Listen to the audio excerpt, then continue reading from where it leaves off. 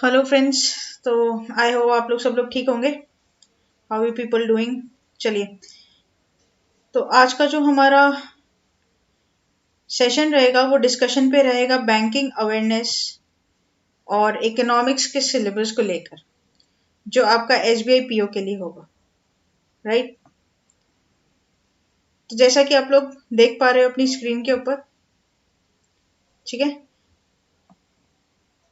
यहाँ पर आज के सेशन में हम लोग बैंकिंग अवेयरनेस और इकोनॉमिक्स के सिलेबस को डिटेल डिस्कशन में लेंगे कि क्या बैंकिंग अवेयरनेस में आता है और क्या इकोनॉमिक्स में आता है। ठीक है, तो चलो बिना देर किए फिर अपन स्टार्ट करते हैं।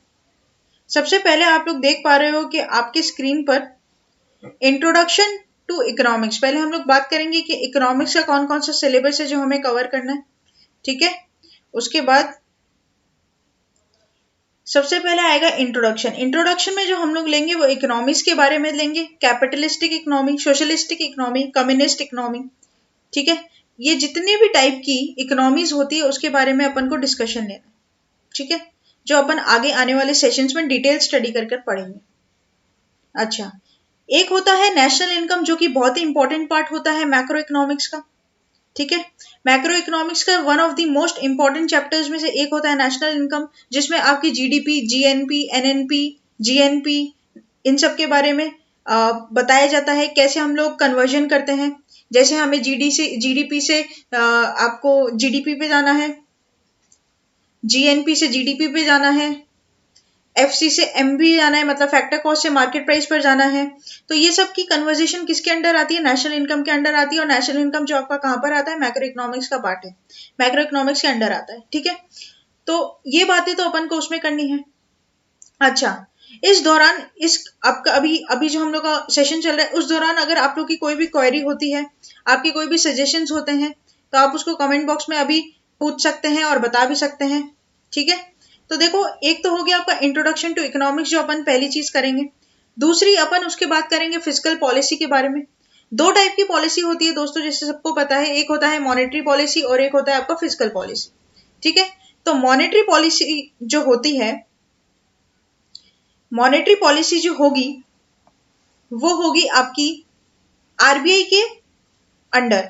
मॉनेटरी पॉलिसी को कौन बनाता है? मॉनेटरी पॉलिसी कमेटी, जिसमें 6 मेंबर्स होते हैं, 3 होते हैं आरबीआई के और 3 होते हैं गवर्नमेंट के। ठीक है, इसको अपन बोलते हैं कि ये आरबीआई के अंडर काम करती है, आरबीआई इस पे रेगुलेट करता है। ठीक है, मॉनेटरी पॉलिसी पे। जैसे मॉनेटरी पॉलिसी के अंडर क्या क्या आता है? बैंक रेट आता है, रेपो रेट आता है, ये सारी चीजें मॉनेटरी पॉलिसी के अंडर आती है। अब बात करते हैं फिजिकल पॉलिसी की। तो देखो, फिजिकल पॉलिसी मतलब हो गया आपका सीधा सीधा यूनियन बजट, जैसे कि आप लोग अपनी स्क्रीन पर भी देख पा रहे हो, है ना। तो यूनियन बजट हो गया आपका क्या? Physical policy. अच्छा, मार्केट ऑपरेशंस, जो ओपन मार्केट ऑपरेशंस होते हैं, जब गवर्नमेंट अपनी चीजों को आकर बाजार में बेचती है पैसे उठाने के लिए, लिक्विडिटी को एब्जॉर्व करने के लिए, ओपन मार्केट ऑपरेशन हो गया। मार्जिनल स्टैंडिंग फैसिलिटी, जो लोन्स लेती है बैंक के लिए शॉर्ट पीरियड ऑफ टाइम के लिए, repo rate, reverse repo rate, bank rate, ये सब आपका क्या है? मॉनेटरी पॉलिसी के अंडर आ गया, राइट। अच्छा, उसके बाद आपका क्या आता है? इन्फ्लेशन। उसके बाद आपका क्या आता है? इन्फ्लेशन।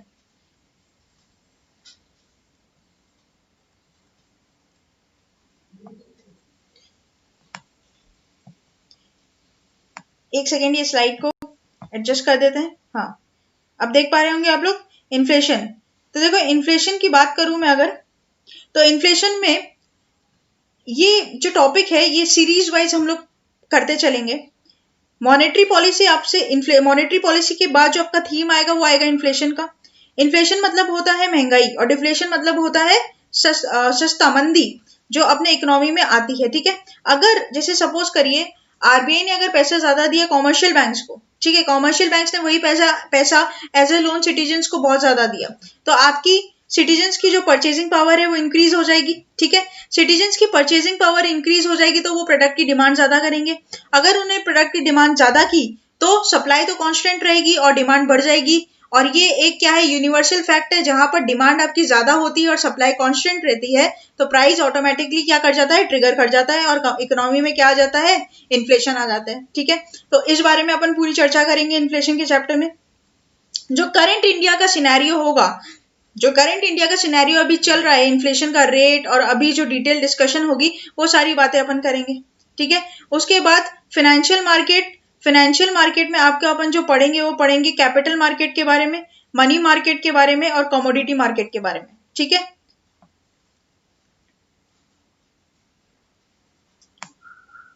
ये देखिए मनी मार्केट के बारे में, मनी मार्केट के बारे में हम लोगों को क्या पढ़ना है, मनी मार्केट के बारे में हम लोग को पढ़ना है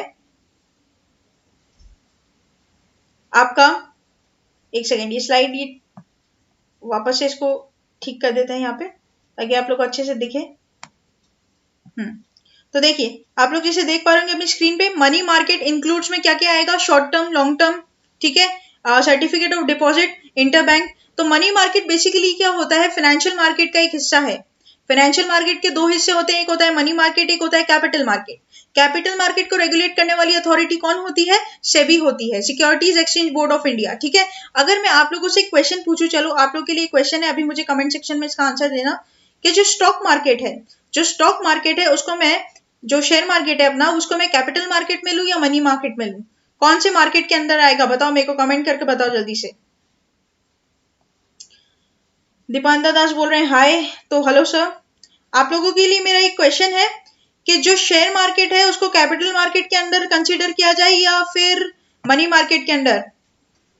चलो आप लोग आंसर दो तो अपन आगे बढ़ते हैं। देखो कैपिटल मार्केट में क्या आता है आपका, पूरा प्राइमरी सेकेंडरी, जिसमें अपन लॉन्ग टर्म इन्वेस्ट करते हैं, एफपीओ, आईपीओ, अजबा, ये सब क्या होता है। देखो आईपीओ वो होता है जब कोई कंपनी नया नया अपना शेयर मार्केट में उतारती है, ठीक है, उसको परमिशन लेनी पड़ती है पहले सेबी से, ठीक है, सेबी उसको कोई टास्क देती है, टास्क कंप्लीट होता है 90 डेज में, ठीक है। ये पूरी डिटेल डिस्कशन अपन अपने सेशंस में लेंगे आने वाले में।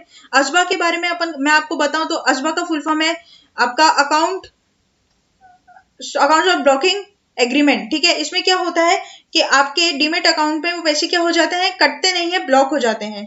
आजकल जब हम लोग शेयर्स की ट्रेडिंग करते हैं और शेयर्स खरीदते हैं, शेयर्स खरीदने के बाद हमारे बैंक अकाउंट से पैसा कटता नहीं है, डिडक्ट नहीं होता है, वो सिर्फ क्या हो जाता है, ब्लॉक हो जाता है। अगर हमें सब्सक्रिप्शन मिल जाती है शेयर्स की तब वो पैसा क्या हो जाता है, डिडक्ट हो जाता है। तो ये सब बातें अपन किसमें करेंगे, फाइनेंशियल मार्केट की पूरी पूरी डिटेल लेंगे, मनी मार्केट और कैपिटल मार्केट, ठीक है। उसके बाद आपका जो छठा इंपॉर्टेंट टॉपिक आता है वो कौन सा आएगा आपका, वो आएगा टैक्स के ऊपर। टैक्स कितना, क्या स्लैब्स हैं, क्या क्या नए नए स्लैब्स हैं, प्लस ऊपर जीएसटी, जीएसटी की डिटेल डिस्कशन लेंगे कि जीएसटी एक्चुअली क्या है, क्या उसके पैरामीटर्स हैं, किस तरीके से बनाया गया है, ये एक अपन ने मतलब किसकी कॉपी की है, सबसे पहले जीएसटी कहाँ पे अप्लाई हुआ था, ठीक है। ये सारी बातें अपन जीएसटी में करने वाले हैं, ठीक है।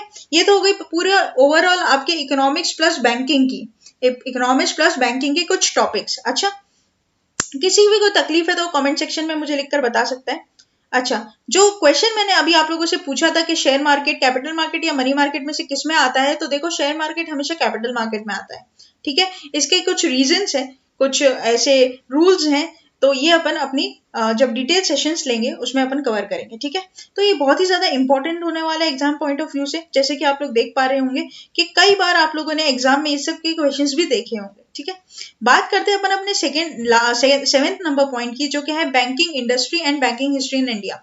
बैंक किस तरीके से इंडिया में आया था, कौन सी बैंक पहली आई थी, पहली के बाद दूसरी बैंक कौन सी आई थी। सबसे पहले अगर मैं आप लोग को बोलूं तो बैंक ऑफ हिंदुस्तान आई थी 1770 में, 1770 के एरा में बैंक ऑफ हिंदुस्तान आई थी। उसके बाद जो 3 प्रेसिडेंसी बैंक खोले गए थे उनको प्रेसिडेंसी नाम क्यों दिया गया था। तो ये सारी बातें देखो, प्रेसिडेंसी मतलब वो होता है प्रेसिडेंशियल एरिया। आप प्रेसिडेंशियल एरिया से मेरी बात को समझना, प्रेसिडेंशियल एरिया हमेशा वो एरिया होता है जहां पर सबसे ज्यादा काम होता है, सबसे ज्यादा धंधा होता है, ठीक है। अपने इंडिया में, पुराने इंडिया की बात अगर मैं करूं, 70s के इंडिया की 70s के इंडिया की अगर मैं बात करूं आपसे, तो सबसे ज्यादा जो हमारा इंपॉर्टेंट और प्रेसिडेंशियल एरियाज जो थे इंडिया में वो 3 थे। एक था आपका बॉम्बे, एक था आपका बंगाल, एक था आपका क्या, मद्रास, चेन्नई, ठीक है। अब ये तीनों क्यों थे, थोड़ा दिमाग लगाओ। इन तीनों जगह आपको पोर्ट मिलेंगे, क्या मिलेंगे, पोर्ट मिलेंगे, है ना। पोर्ट है तो इंडिया के 3 पोर्ट है ये लोग। पहले जमाने में घोड़े गाड़ी नहीं होते थे, ये व्हीकल्स इतने ज्यादा अवेलेबल नहीं थे, जो भी सामान आता था वो वाटरवेज के थ्रू आता था।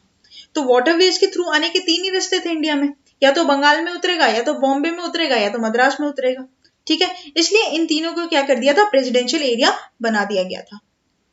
वहां पर बैंक ऑफ हिंदुस्तान की क्या करी, 3-3 ब्रांचें खोली, जिसका नाम क्या रख दिया था, प्रेसिडेंसी बैंक रख दिया था।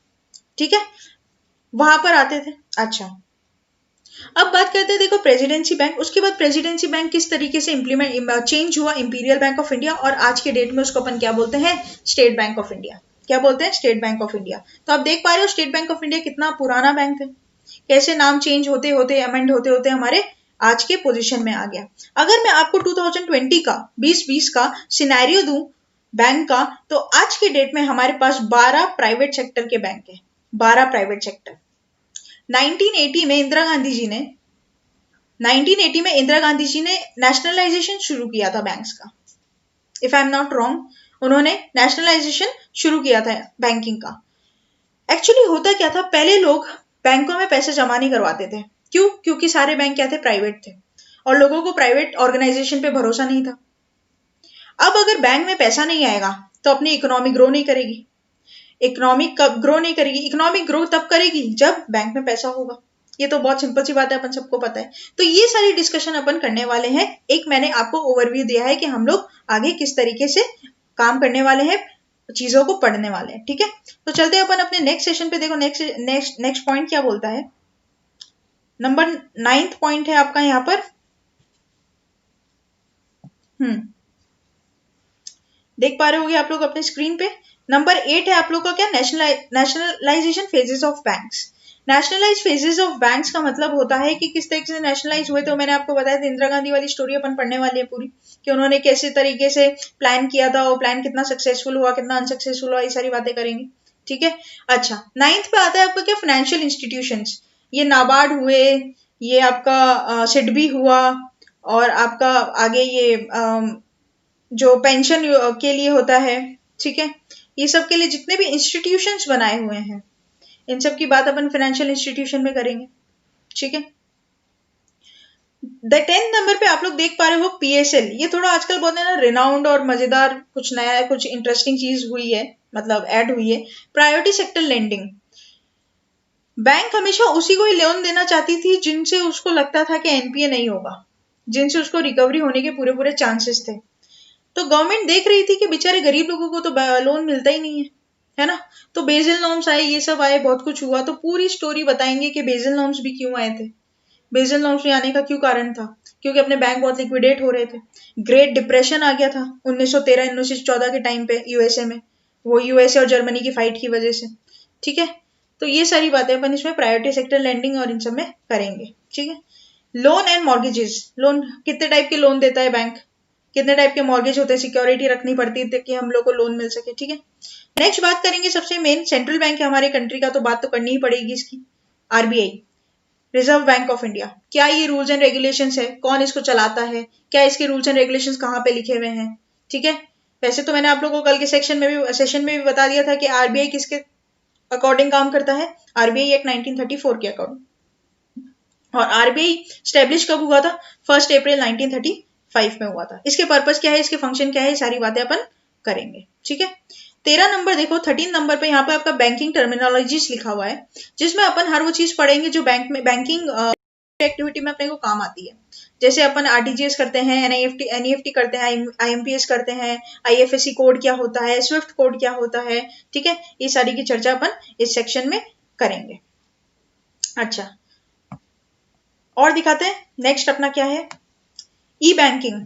चलो, ये भी एक बहुत रिनाउंड और अभी के टाइम में बहुत ज्यादा इंपॉर्टेंट, अगर मैं बोलूं तो टॉपिक रहेगा। ठीक है,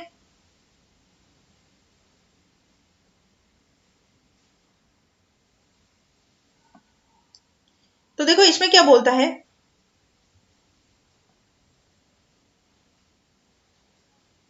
इसमें बोलता है आपका ई बैंकिंग, आरटीजीएस, एनईएफटी, आईएमपीएस, ये सब कैसे होते हैं, इन लोगों को रेगुलेट करने वाली अथॉरिटी कौन है, इसके टाइम पीरियड क्या है, चार्जेस क्या कटते हैं, किस अमाउंट के ऊपर कितना चार्ज कटेगा, ये सारी बातें अपन इस सेक्शन में करेंगे। ठीक है, नेक्स्ट आता है आपका सेक्शन, आता है आपका किसका,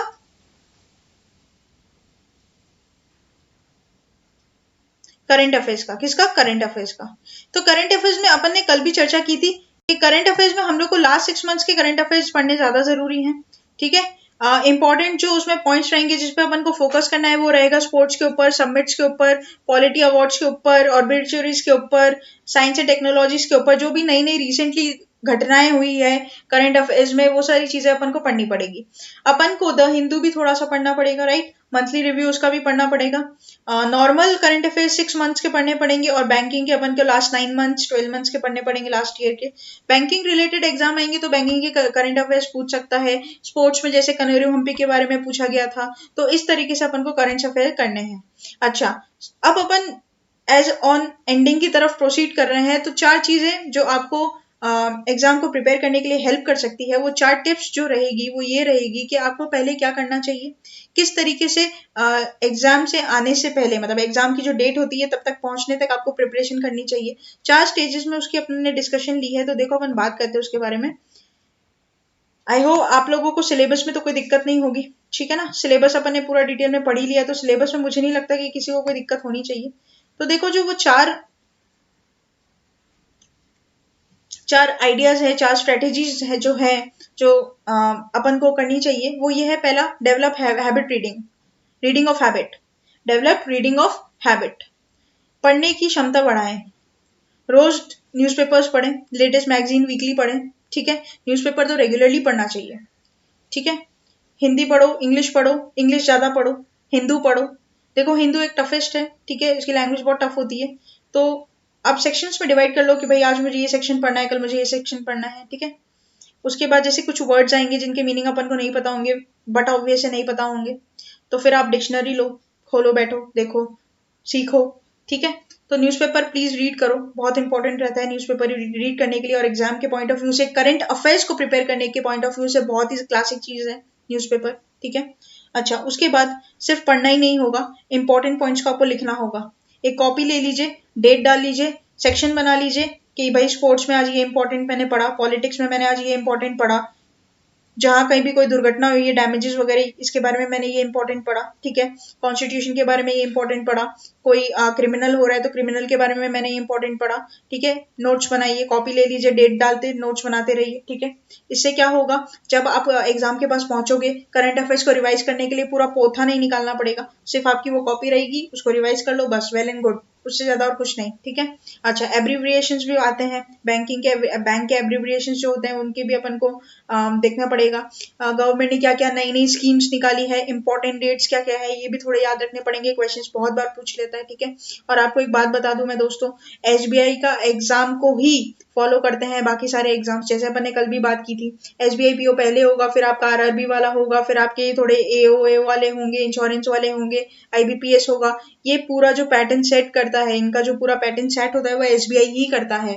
एसबीआई ही क्या करेगा, सबसे पहले बैंक एग्जाम कंडक्ट करवाएगा। एसबीआई एक ऑटोनॉमस एग्जाम होता है, ये खुद ही अपने एग्जाम्स लेता है, बाकी सारे बैंक्स तो आईबीपीएस के अंडर एग्जाम ले लेते हैं, ठीक है। तो आपको थोड़ा ध्यान रखना होगा, and one of the most famous exams अपने इंडिया का एसबीआई का, ठीक है।